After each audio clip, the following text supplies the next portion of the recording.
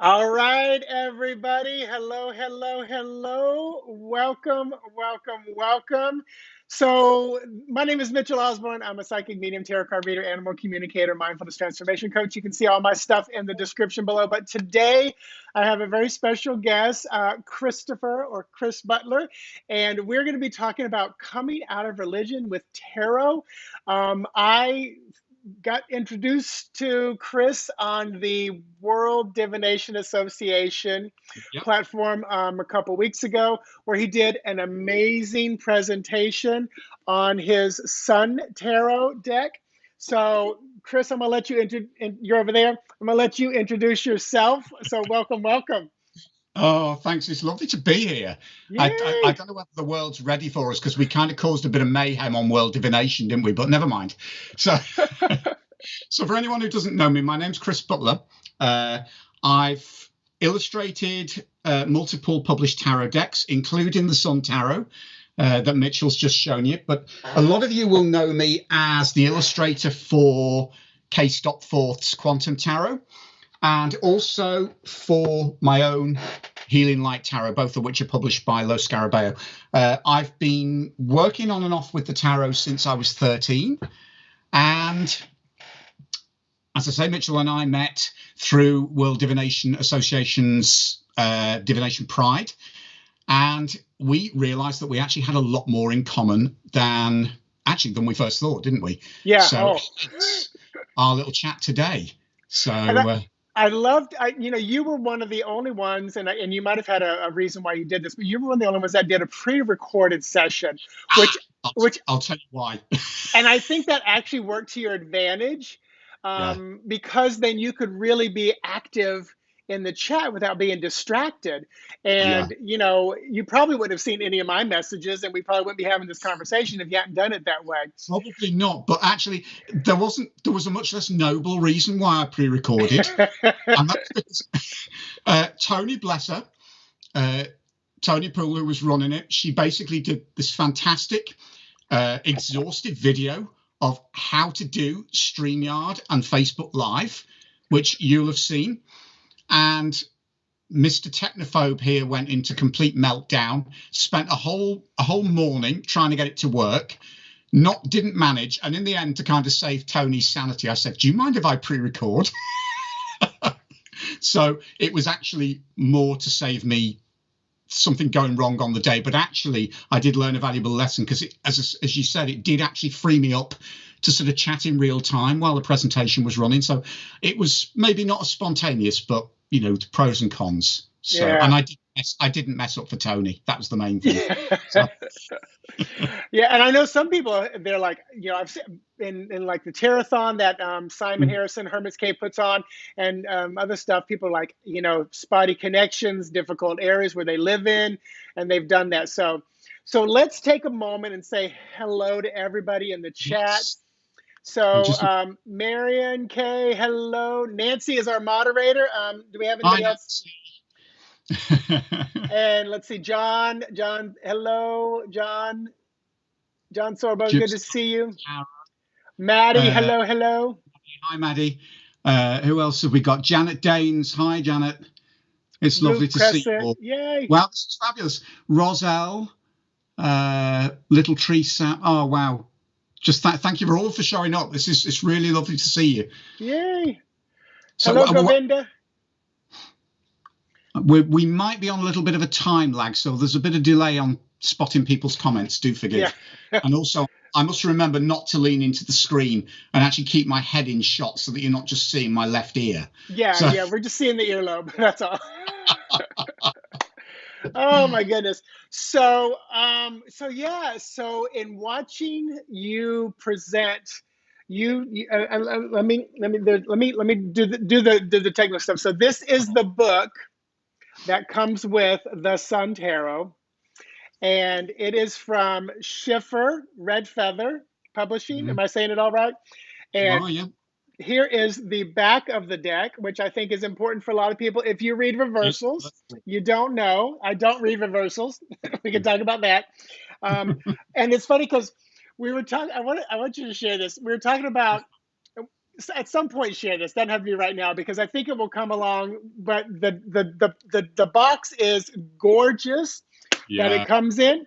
But we were talking about it, and where when we get to talking about our families and stuff, I want you to share about your parents and the tarot and where they keep yours. Oh, yes. Yeah. Should I But share that? huh? Should I share that Yeah, now? do it, do it, do it, do Oh, it. this was one of the biggest joys for me. You know, when you're younger, you dread coming out, and actually, my parents were not the problem. My parents were wonderful.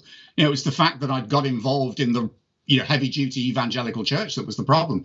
But when fast forward to the Sun Tarot getting published, and of course, I signed them a copy, and they have the sort of the pride cabinet in the dining room, and they've got all of my publications lined up in this glass cabinet, which I think is really sweet. But I discovered that actually 2 days after giving them my copy of the Sun Tarot, they'd sat in bed with my mother reading extracts of the book to my dad, which because they sort of, very often she will read in bed. But, initially I'm thinking, oh, God, do I want him to read this? And then to get a phone call like sort of 3 days later and say, Dad just happened to drop into the conversation. He said, oh, yeah, your mother was reading extracts to me in bed. I'm really proud of you. Wow. Like, wow. That was kind of one of the really joyful moments of it being published, And and this is probably how, guys, hold on, because this is probably how our conversation is going to go today. My family, kind of a small town, Florida, a little, conservative, kind of as we would call it, kind of a red area in the state. And, you know, typical story, didn't come out till I was 33, but had moments, people wondered, blah, blah, blah. I was the one who threw myself into church at Yeah. 21 years old. Nobody in my family went to church. Of course, now they're all in the church because of me witnessing to them. I even Yeah. went off to a very conservative Christian liberal arts university. It was Nazarene. It was Trevecca in Nashville, Tennessee. I lovingly call Nashville the tarnished buckle of the Bible Belt because the stuff I got into while I was trying to be straight in the church was crazy up there.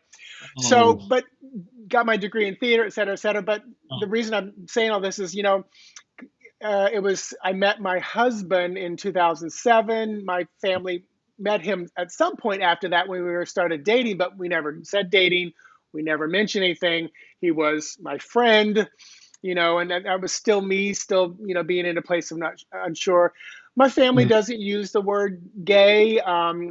When we got married, I sent an email to the three groups, the three family heads, to invite them to a dinner because we just went to the courthouse, got married, and came home and had dinner, and we brought about 35 people over, and they came.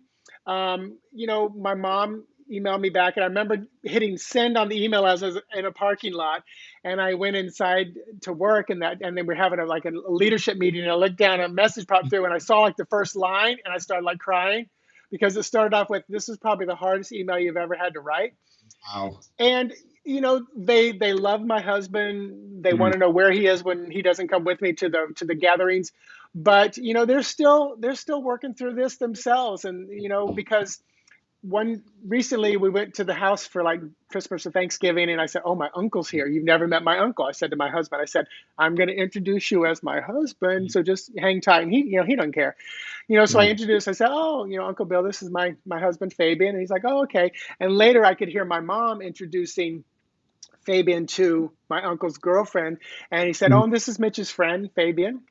So Ouch. kids, Yeah. and you know what? That is their stuff. That is not mine. And I'm good with it, but yeah, so, and I kind of found my way out of the church in that December 1999, 2000, trying to find my place. I even went to an MCC, Metropolitan Community Church. Okay. Yeah. it, it was good for a while there, but this is my church. This right here with these people chatting. This is this is my community and fellowship.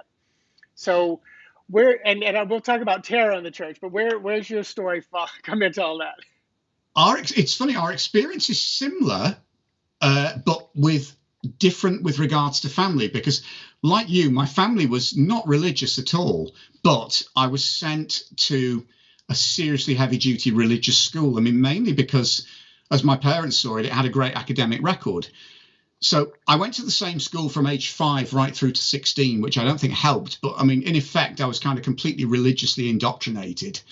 And obviously emerging as, a gay teenager in the 1980s, in a sort of industrial homophobic part of the UK was really difficult. And then with that religious input, I mean, the guilt increased, and I ended up actually going forward at a damn Billy Graham rally in 1985, when he came to the UK. And as a result of that, I was referred initially into a Catholic church, but then one thing led to another, and I found myself in the really heavy duty wings of the evangelical church. And of course, as soon as it came out that I was gay, I was, then referred into conversion therapy. Ironically, my parents didn't actually convert in the same way, which I think was a great saving grace for me. I was put through some quite abusive stuff through a number of conversion therapy ministries. Thankfully, they couldn't. I mean, I suppose the only humorous way to look at it is, try as they might, they just couldn't straighten me out. Yeah, they couldn't de-gay you. Thank God they couldn't de-gay me. I basically put myself through that because, we have a Lutheros and Exodus, and, it's so funny because here in the States, it was probably like 8 or 10 years ago, I discovered Chick-fil-A gave a lot of money to, I think it was Exodus International. And I was like, I'm sorry, but I will no longer give them my money. Exactly. I don't sit in protest. I don't sit in their line like a lot of people do. But it was one of those things where I'm like, I can't, because that's too close to home. It's so damaging, so damaging. Interestingly enough, we were both involved in Exodus International because the UK ministry that I'd been put forward to was heavily involved with Exodus at the time. And the biggest downfall for me was becoming involved in Exodus and then subsequently becoming involved in a ministry called Pastoral Care Ministries, run by a woman called Leanne Payne, who was very prominent, maybe not so much in the Exodus scene in America at the time, but she was very prominent in Europe and in the UK. And that was where I really struggled when I look back. It's funny, I often say a lot of the people that hurt me were well-intentioned but completely misguided. Yeah. But then when I look back, it's a combination. Some people were well-intentioned and misguided, several of which I'm now in touch with on Facebook, ironically. And that's in a way quite nice to see that they've moved on. But then, other people, and you'll have experienced this, they really weren't that well-intentioned at all. And that, the irony for me is, I mean, it all started to fall apart when I was 26. And ironically, I fell in love for the first time in my life. And, with a young, at the time, closeted married guy who was equally in the closet to me. And I mean, life stopped being black and white. All of a sudden, life was glorious Technicolor. Yeah. And, it was an affair that was off and on for several years. And sort of at the same time as that, I was going to university, as a mature student. I dropped out when I was 18 and basically failed everything. And then misguidedly in my 20s, I decided I was going to redo A-levels, as we call them here, which are qualifications for, when you're 18. And then I was going to go back and do a theology degree with a view to going into ministry. Heaven forbid. The collar would never have fitted, but that's how deluded I was. And luckily, I was naive enough to apply to a college which was part of the University of London, literally thinking I was going for a stroll through Bible college. And of course, it was a reputable, heavy-duty academic theology college with a really good reputation. And to my horror, on my second day, I discovered that my New Testament studies personal tutor, was a militant feminist lesbian. And that woman, I mean, she saved me, literally. She kind of understood what I was going through. Her background was very interesting. She'd been an Anglican nun, and she'd come out. She'd retained her faith, but obviously she'd had, battles of her own. And I think she very wisely saw that probably my university experience was 1/3 academic and 2/3 life forming. Yeah. And Heathrop College, where I did my degree, was actually one of my big saving graces, because they didn't just teach me and educate me to a standard that I would never have got anywhere else. They gave me the space to discover myself, and I had some incredible tutors there. You know, So Chris, a couple of people in the chat were saying, how difficult it was, and sorry we had to go through it. And I, first of all, I say thank you for saying that, everybody. But I got to thank tell you. you, when I take myself up to a very high soul level, Mhm. I am so grateful everything I went through, because I love who I am today. Yeah. And because of the path that I have tread on this human body, I am who Mhm. I am. And I can't imagine how strong I might be if I didn't go through all that stuff. I was the closeted. I was an obese kid between two skinny athletic brothers. So it was a challenge. And I was Yeah. thinking, because there's somebody else I'm going to have on in a couple weeks, and they're talking about bullying on their private page. And I thought, my bullying kind of came within the house. My older brother was just he was more verbally outside the house. I didn't get bullied that much. And I don't know if it's because of who I was in the town. My family had a big motorcycle dealership in Marina, so my people knew Yeah. my name. I had a nice car because they paid for it. But it was one of those things. It wasn't a rich kid, but we lived way above our means, which I don't know how they did that. I learned some lessons I didn't need to learn, was how to spend money and not be able to pay it off. but but and plus, humor was my way out of things, and I could diffuse, and I think that was the psychic part. And that's the other thing. Here's something that's interesting. We're going to get to Tara, I promise y'all.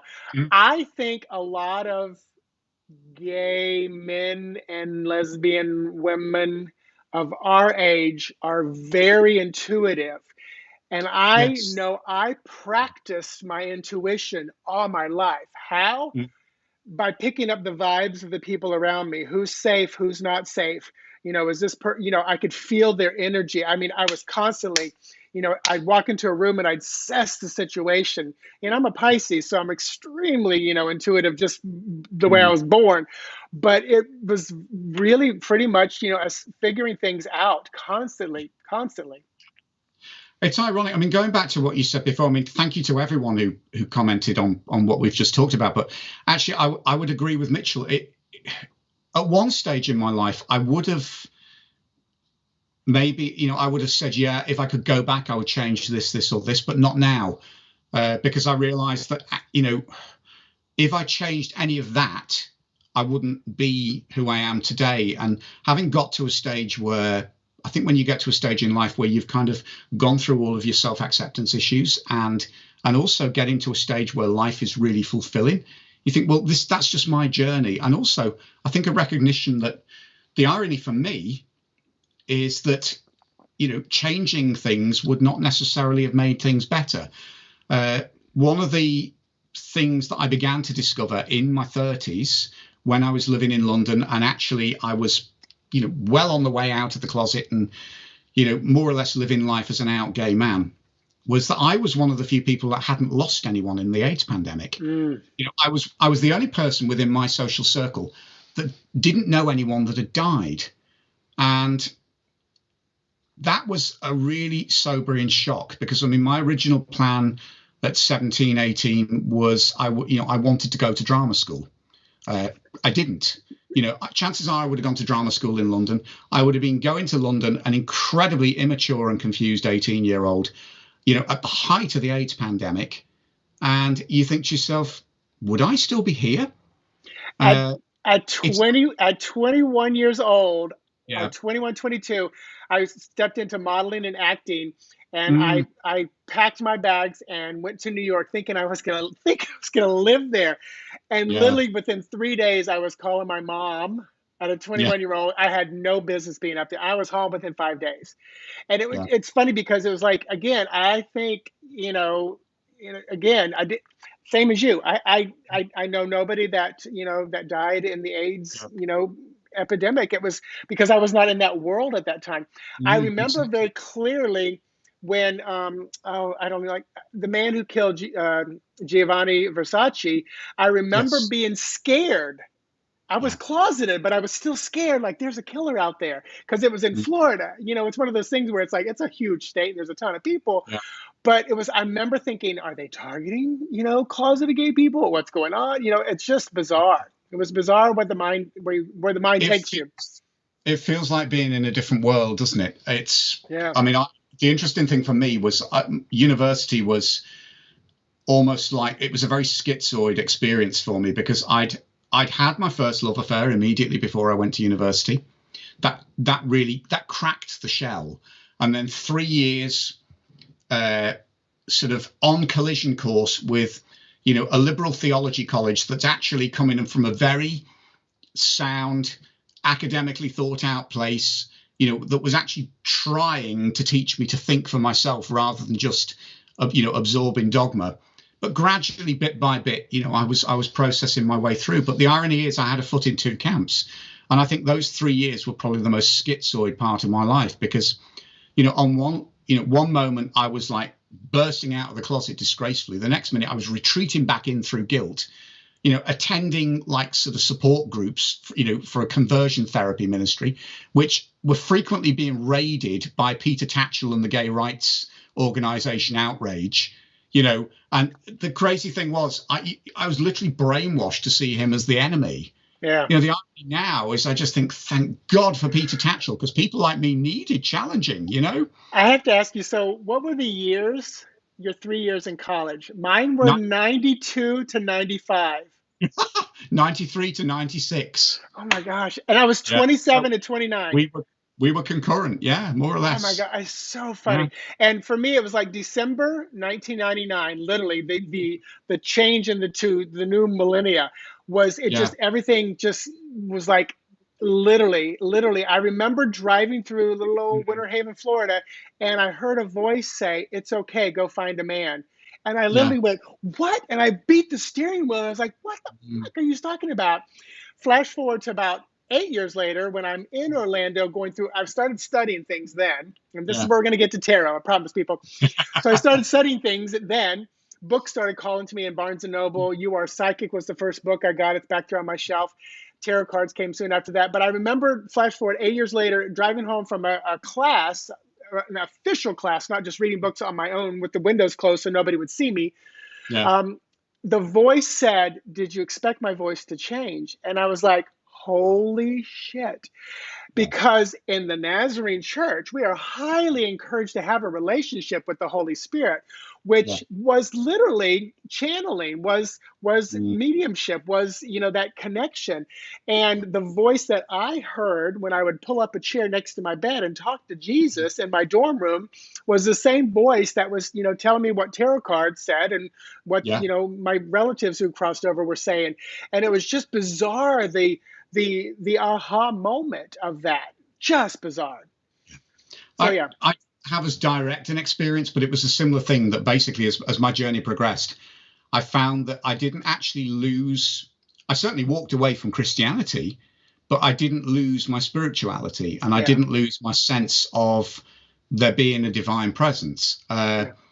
I just realized that actually, that it was that same presence that had always been with me, but I just hadn't been listening. My ears had been askew, And Uh, let's face it, who's the ultimate psychic and healer of all times? Jesus.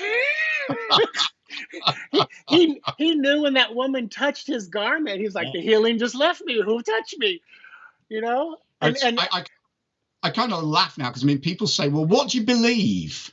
yeah. And I say, well, to be quite honest, I don't really subscribe to anything. But if you've got to, if you've got to put me in a box, just kind of, I don't know,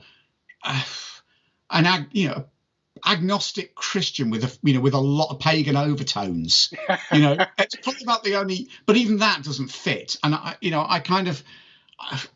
I don't like, I don't think we should need to kind of sort of box ourselves in because let's face it, nobody's got the answers, Well, and and from a quantum place, whatever I believe becomes my reality at that moment. So, I absolutely. just keep it fluid, which that's another thing. I really feel the surge, and some astrologer was talking about this, and I don't remember how they put it in context, but the surge of gender fluid goes beyond just genders into, just who we are and how we're connected. And I think the World Wide Web is our human way of trying to get back to the way source is, which is Mm. ultimately completely connected.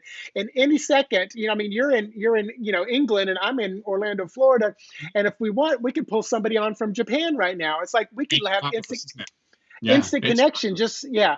yeah. So where does tarot come into your world? Oh, We're right. at the halfway mark. So I'll tell you what. I'll show you the start of it. Okay. So there we go. These were my first three Ooh, decks. Now, wow. I kind of wish I could say I had this like massive spiritual experience in my teens that kind of switched me to stat. No, I didn't. I watched James Bond's Live and Let Die. And of course, the famous, Fergus Hall deck in the film. And I'd always had a fascination for playing cards when I was a small child, which came from my grandmother. I love the artwork on court cards, but all of a sudden there were these incredible Technicolor cards with all of these, amazing figures, mysterious figures on them. And the idea of sort of prediction divination as a teenager just fascinated me. Yeah. So I think like 4 days after seeing the film, I kind of mithered my parents to take me into Manchester to buy a tarot deck. We'd phoned up and found a shop that sold them. I bought the Swiss 1JJ first because I didn't know what I was buying, which I love. But then within a couple of weeks, I'd also been back and I'd bought these. So this was tarot, age 13, and I just had a passion for the cards, both visually and also, I was kind of forming an intuitive connection with them. I wasn't a particularly good reader. In fact, I was probably a crap reader as a teenager, but what I really drew was a source of great comfort. And then fast forward to age 18 and my conversion.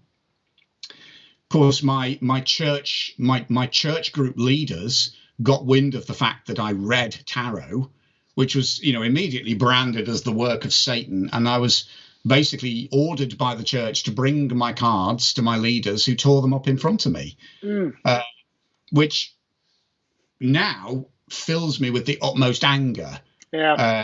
But what part of my healing journey was to actually get in touch with that anger and to be able to say, what, that was damn well out of order, and fast forward to 32.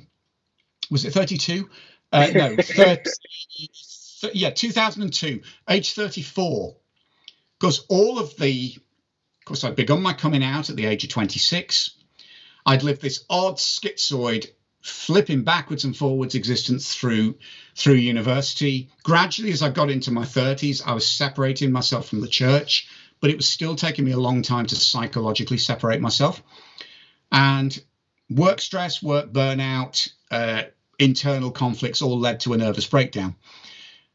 Which was probably the best thing that ever happened because it stopped me dead.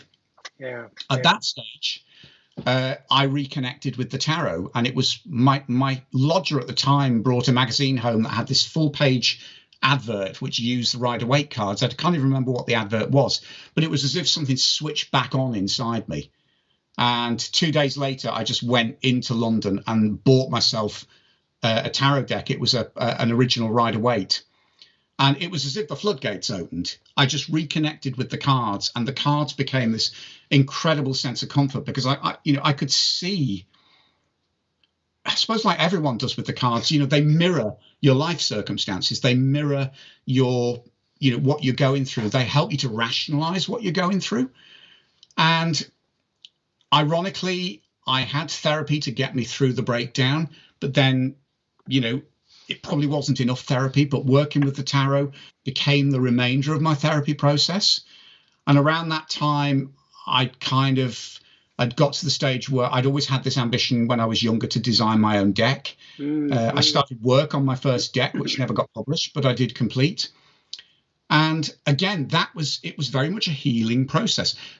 With these, sheer bloody mindedness and the rise of eBay got me to go on eBay and actually replace like for like, edition for edition, the decks that I'd had torn up in front of me. So these are the exact editions, the exact printings. And I think that's kind of part of the healing as well, is just putting the pieces back in place that were taken away. Yeah. So if anybody said to me, which decks do you treasure the most? It's these, because, I had to go to a lot of lengths to actually put these pieces of the jigsaw puzzle back in and to reclaim the part that was taken away from me. So they're still my favorite decks. I still Wow. read with these. But then the final piece of that healing puzzle was creating the Sun Tarot, because actually stepping into the creative process of making an overtly gay male deck, I didn't realize at the time what was happening was that I was actually reflecting my own inner conflicts, my own inner healing process, and actually finding the tarot characters became role models of what I could become. Yeah. Projecting myself into those cards and saying, right, what would a male figure on the strength card look like? You're then actually connecting with your own inner strength. What would a male equivalent to the Queen of Cups look like? That sort of taught me to connect and accept and embrace my intuitive, connective, empathic, all of those feminine qualities within myself, but actually embrace them and celebrate myself as a fully affirmed male. Yeah. So tarot it's not just been a divination journey for me. It's actually been a therapeutic journey, a healing journey. And I would say that's probably the ethos behind all my decks. I'm not a psychic reader. I don't really have what I would consider to be any kind of psychic abilities, but I am an empathic reader and a therapeutic reader. So that's what the tarot is for me. But it's played a huge part in, one, keeping me sane, and two, helping me to reclaim the pieces of myself that were torn away through conversion therapy and religious abuse. So, and it's interesting. Some of the comments are amazing. So take a little time to look over some of those. But yeah, Jesus, the ultimate psychic, and Blue Crescent. I've been playing cards my entire life. From rook to bridge to so cards have always been part of my life. I'm trying to remember a little tree sap. Here's my story. So I don't remember what my first deck was, and here's why I don't remember it. But the Gilded Tarot was like the first one I remember that I still kind of have. And then once the Legacy came, it was all over. But I remember sitting in my little condo in Winter Haven, Florida, with the blinds closed, watching Medium, the TV show, so nobody would see me, as well as Will and Grace. And I had my tarot deck, and I had a bad day, and I was like trying to figure out what's going on. And I think Nancy said the devil's tools, and I remember thinking, it's the tarot cards. They're cursed. They're evil. I grabbed the cards, walked down the road, and threw them in the garbage. And I know it was I look back, and I've since made amends to that deck, and in my heart and soul I am believing that somehow, some way, that deck made it into the hands of somebody who needed it. That's what I'm hoping. I told that story at Reader's Studio. I said, hold on to your chairs, people. It was 140 people, and I said, this is what happened. You can hear the gasping. And it's what we do. It's the fear that we were instilled and taught. And it probably took me from 2000 to maybe probably 2006 or 7 to really be able to look at all the influence the church and religion had on me, because I didn't start it really until 21 deep myself. But growing up, there was some influence from the family, but it took me probably 5-7 years to get where I can make up my own mind about something. I'm not going to fall prey to the devil and be trapped in it, because I even still, it's like with, pagan rituals. I have no problem using the word spell casting if I'm talking about setting an intention with tarot cards.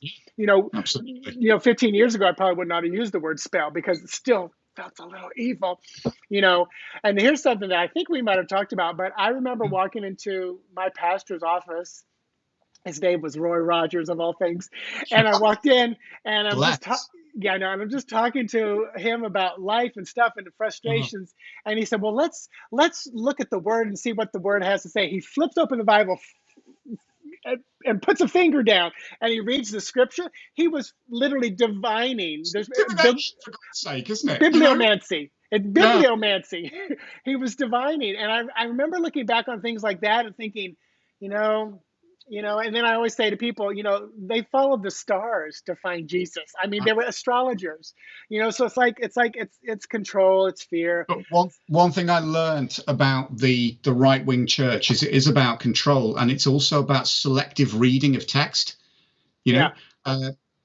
One of the things that I started doing a couple of years ago, and I've not finished, but it was important for me to do it. I wanted to write a book on all of this, and maybe I will at some stage. But I was sort of going back through all of the texts that supposedly condemn homosexuality within the Bible, and there's only 6 of them, out of something like 400,000 words, which is crazy.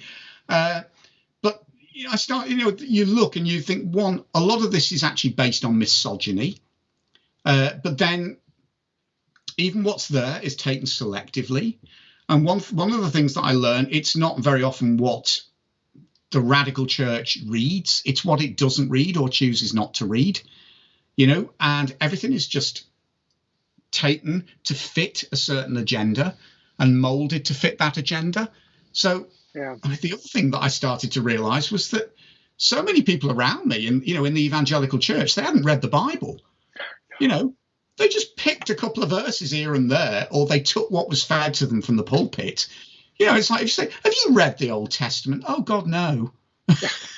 And that's what's funny, because I mean, I think many of us who came through the church and are doing this kind of work, we probably, I read the Bible through at least 10 times, because there was a scripture, there was a thing set up where you could literally read through a certain amount every day and get through it. And I mean, I read through it, start to finish at least 6 times, if not 10, and then, just selective things more and more and more. But it's amazing what you filter out, isn't it? I mean, it was one of the things that was kind of important for me. The 2 accounts of creation. I'll never forget. Yes. A teacher at the Bible school said, he literally, and with a twinkle in his eye, he said, and if y'all want to really have fun, go read the 2 creations. And we're like, what do you mean two creations? What are you talking about? And you know what? The thing that got me, and I love talking about aliens and stuff. And the part about taking the rib from Eve, or taking the rib from Adam and creating Eve, I believe that we were beings that could reproduce on our own, because the rib actually could mean the word room. So it's almost like, here's Adam, who could by himself, I forget what those creatures are called that can reproduce by themselves. I think worms can do it. But they took the womb or the room out to create the partner, because it's a lonely existence to be by yourself, is what it said. So God's like, that's lonely. Let me create you a partner. So they have to come together to then create. And I remember thinking, this is like Alien. And of course, every angel and chariot that came down with fire, for me, was truly, that was the ancient aliens coming down to land. I was so lucky when I was doing my degree, because not only did I have 2 absolutely incredible biblical studies tutors. I mean, I had four New Testament tutors, 2 men, 2 women. Both women were militant feminist lesbians. They were fabulous. But where I was also lucky with my Old Testament, I had 3 Old Testament tutors. Was it 3? Yes.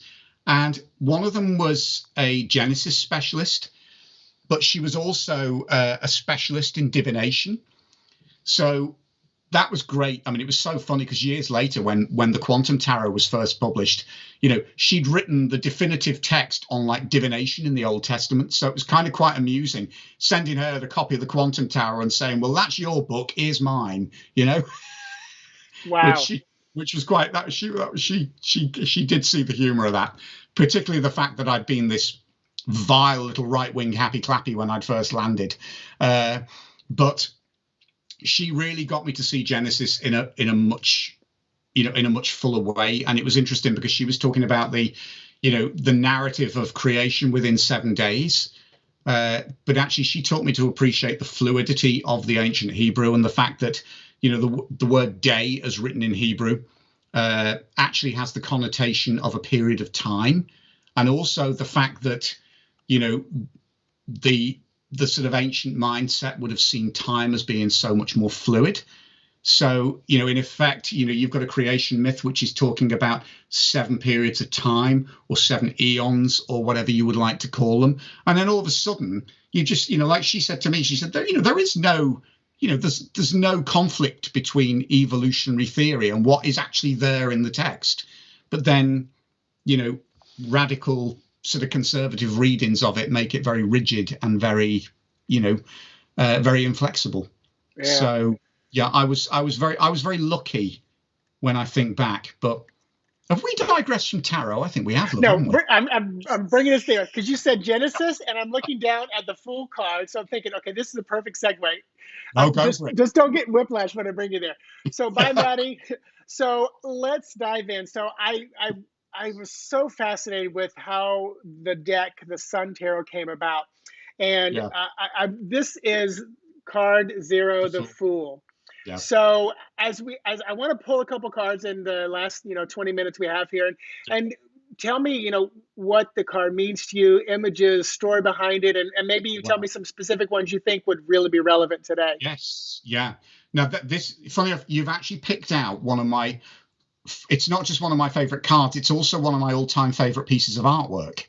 And believe it or not, the guy who is on this card is probably watching now because we're still in touch. So if Stephen is here, I love you dearly.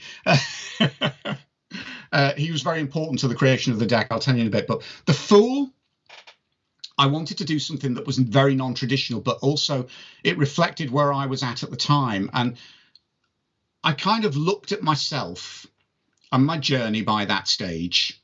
And it was actually, part of it was hilarious. Part of it was difficult. Part of it was inspiring. But foolishness was very much the word that came to mind. So I kind of made my fool into the clown because that's kind of how I saw my bumbling journey towards coming out and coming back to the tarot.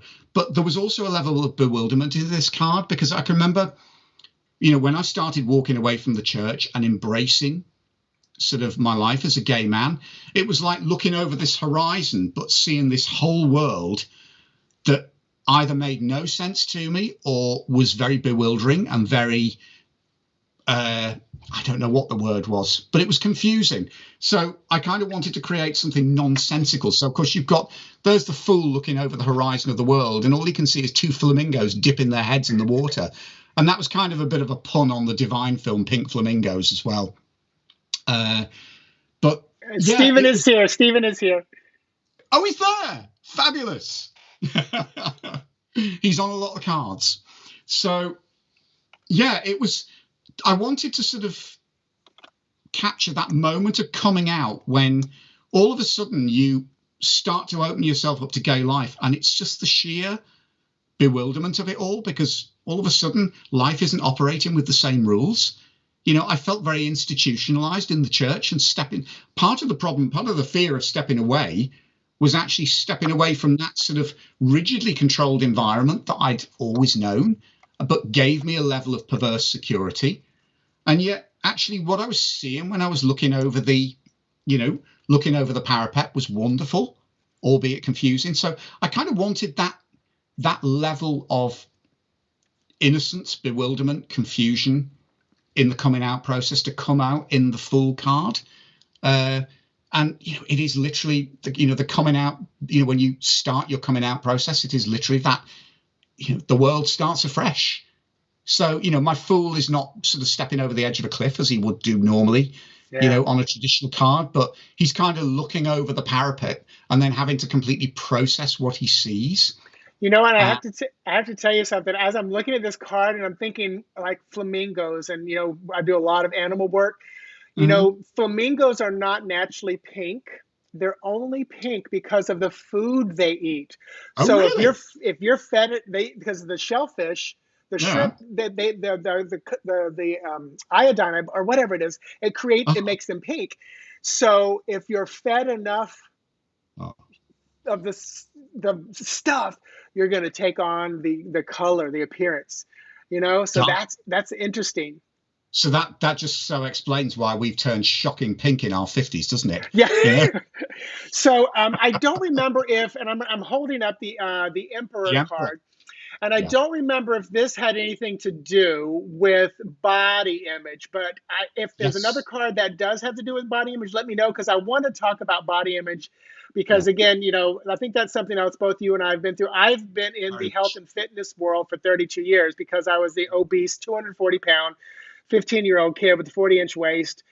So I am in an industry because of the way I felt and was driven. I function very differently than I did when I first entered it. But so here's the Emperor, and Yeah. it's this is funny because this is what people might call a dad bod. I don't know, maybe I'm pushing it too far, but No, absolutely, precisely. yeah. And that was a very specific reason.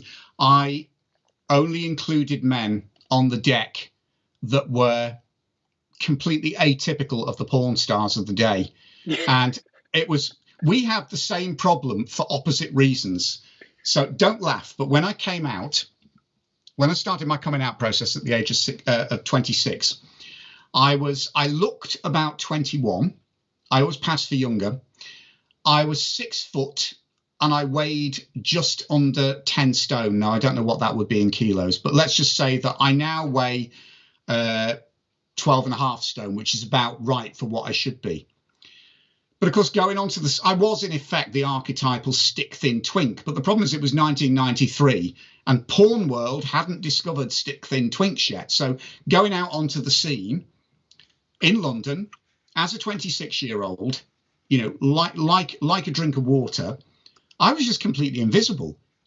Thin guys were not men as far as the scene was concerned. If you did not look like a 90s American muscle jock out of a Catalina porn video, you were not valid. And it was just, I kind of backed away from the scene very quickly because it just made me feel so insecure about myself. And I'd always struggled with body image because I'd been so thin, and it was just a natural thing. I had very fast metabolism. I ate like a horse and never put weight on. And it took me until the creation process of the Sun Tarot to actually accept my body. And finally, the penny dropped that here I am. I'm 38. I'm not the worst looking guy in the world. I'm not the best looking guy in the world. Welcome to the human race. I am in effect like the majority of men. But also it struck me that, the universe is countless billions of years old. And through some quirk, it's thrown me out at this particular point of time. It is never going to create another one like me. It's never going to create another one like you. It's never going to create another person like everyone who's in chat at the moment. And then finally, the penny dropped to me that actually that's good enough reason to value yourself, even if the scene doesn't value you, even if, established ideas say, your body is not the right shape. Who cares? This is me, and there's only ever going to be one of me. And when I actually started designing the cards, I decided that everybody that went on the cards was not going to be beauty typical. So I deliberately chose older men, bigger men. There was only one guy in the whole deck was under 40. And they were all men that I knew and men that I considered to be beautiful, because this was the crazy thing. All of a sudden, you've got all this self-hatred, and then you think, well, hang on, let's just have a look at the kind of guys I'm attracted to, and why is there a double standard? So this is a lovely guy called Will, who was he was the main model for all of the major arcana, and Will, out of my choice, was very deliberately 47 at the time. And also, just one of the reasons I picked him was because he was just so comfortable in his own skin, and was really celebratory of himself, and was at that point that I so wished I could be at. So yeah, he became the main model for most of the major arcana. But yeah, all of the guys on here are older. If I was doing it now, I would probably do it differently. I would look to make the deck more racially diverse and probably more age diverse, but also at the time finding models was, I basically went with who I could find, but also, age and non-muscle guy was important to me, because these cards are just saying, here I am, I'm naked, and if you have a problem with how I look, just go and look elsewhere. Yeah. So, and particularly on the Emperor, because the Emperor is, sort of really in charge of his masculinity and assured of his masculinity. So, yeah, that's kind of his card. Where are you in the deck? I can't remember which card. Oh, do you have it? I bottled out. I am there. But again, it kind of says where I was at the time. I bottled out. So the only place I'm on the deck is on the 6 of Cups, and I'm actually on the postcard that's floating through the air. So that's, I would have been, I think about what? I was 38 when that photo was taken. Wow. So, yeah. So if anyone asks, yes, I did bottle out. I didn't actually only appear on one card. Well, let's pull one more card. Is there another specific card you want to talk about that we've talked, a lot of stuff we talked about today? Let's have a look. Probably what I'll do is I'll pick one of the cards where I've replaced a traditional female tarot character with a male equivalent. So let's have a look at, okay, we mentioned the Queen of Cups before. Let's have a look at the Queen of Cups in the Sun Tarot, who is in this deck is the Prince of Cups. So just to sort of set things straight, I kind of renamed the courts to reflect an all-male court. So I have heralds or pages, I have traditional knights, I have traditional kings, but then where there would have been a queen, I've renamed those cards princes. So this is my Prince of Wands. So princes or queens, very often reflecting the element of water in the element of the suit. So in this case, water in the element of fire. So I took this card to represent flowing lava, sea volcanic eruptions, if you're thinking of it elementally. And then you think to yourself, well, if that's the elemental side of it, how does that translate in terms of, how would that figuratively translate in terms of a gay man? And I kind of got in touch with an aspect of myself through this, and I think this helped me to kind of accept my own sexuality in a new way, because I see this as the sort of man where passionate sexuality will flow freely and in a very fiery nature. So if you think of this, in terms of a volcanic lava flow, but then translate that into terms of sexuality, creativity, work energy, libido energy. So that makes this man actually, both emotionally and sexually a very hot person to be with. It's almost the sort of too hot to handle card. Approach with caution. It's that sort of thing. This is also, this helped me to actually get in touch with and accept the forthright side of my nature, because I thought, well, the Queen of Wands traditionally is very forthright, wears her heart on her sleeve. And I thought, well, what would a gay man look like with that kind of forthright nature? And then obviously the next logical step is, how do I find that in myself and express it? So the other really key thing with these, the cards where female tarot characters were substituted for men, creating these was a very important means for me to embrace my femininity and not see it as a weakness.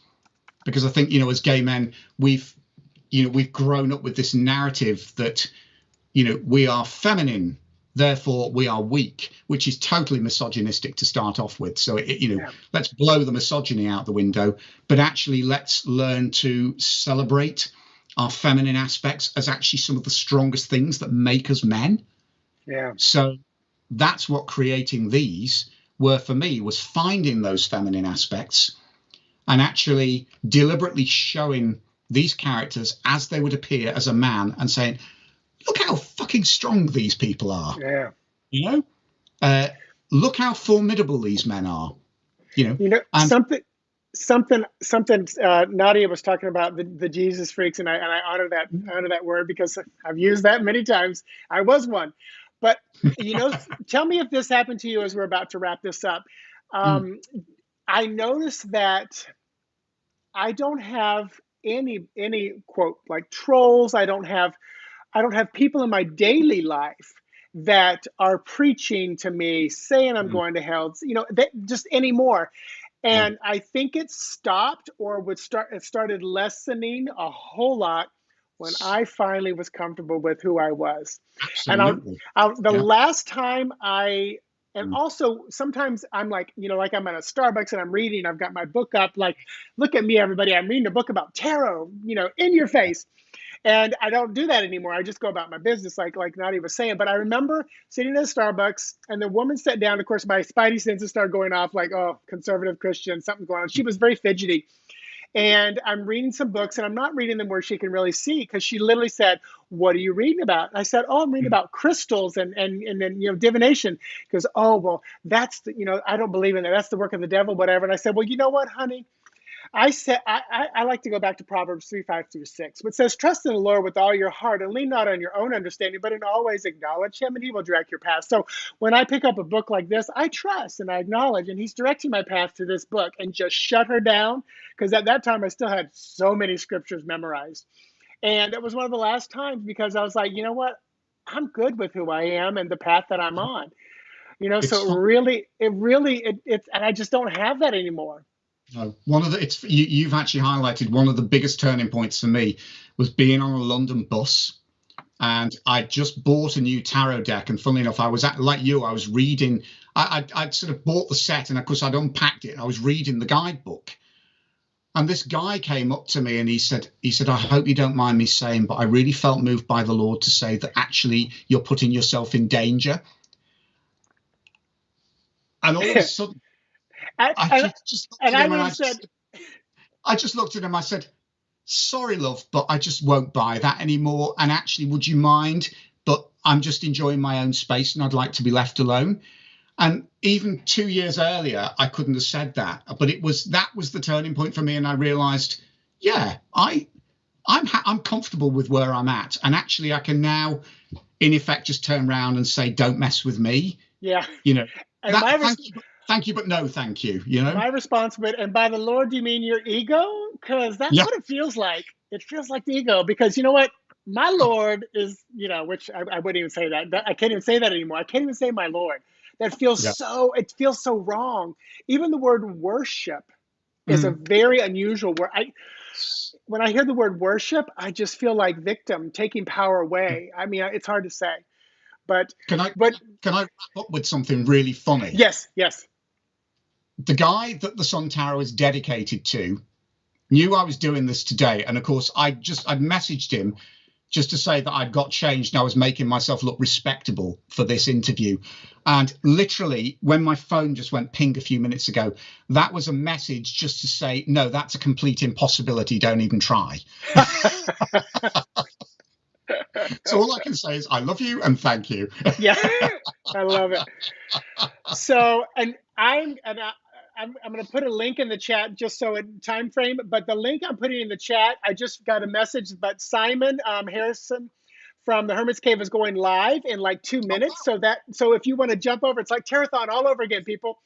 So, I want to thank Chris. Thank you so much for being here. Oh, thank you. We both said we could probably have like 4 hours and we'd still be talking about I know. stuff. So We so managed to outtalk each other, love, and not get a word in edgeways. It's I know. fabulous. We will definitely. So for those of you who said you two need to do this again, we're going to do this again at some I'd point. love We're going to to. do this Yeah, again. yeah. So first of all, and I have to say this now, somebody was kind of fangirling over you that you were coming on here with me, and they said, "Is this the same person who did this deck?" And I was like, "Well, I don't know." So I finally went to your site because I don't like to look people up before I interview, and as a client, I never look them up. But I was like, Uh-huh. "Oh crap." He's done a lot of shit. And I'm glad I didn't know that because I might have been intimidated. So Oh, I'm why good. was you intimidated by me? You've done a lot of stuff as well. Well, Hell. well, you know what I mean. You know what I mean. But anyway, You're formidable, love. I haven't published anything, but No, it's not about publishing. I It's know, about passion. And I know. you're one of the most passionate tarot readers I know, and Well, that's what thank you. matters to me. You Well, know. thank you, thank you, thank you. Now I'm blushing. So, Chris, thank you so very much for being here. I truly appreciate it, Thank and we'll chat once I hit the end button. But you. everybody, thank you for hanging with us. If you Thank you. want to Yes, support, thank if you to everyone who's kind of sat through this and still survived. yeah, and Nancy, thanks for moderating. Hope nothing went on because I wasn't looking the whole time. But if you want to support either of us, you can see our .coms here. But also just like and share and hit the smash the like button, as Scott would say. And just retweet and post and do all that good stuff. Check out the links in the description below, and you can get one of Chris's many decks that he's got out there. So, all right. Thank you. Thank you. Thank you. Thank you so Namaste. much. All right. Bye, Bye bye. everybody.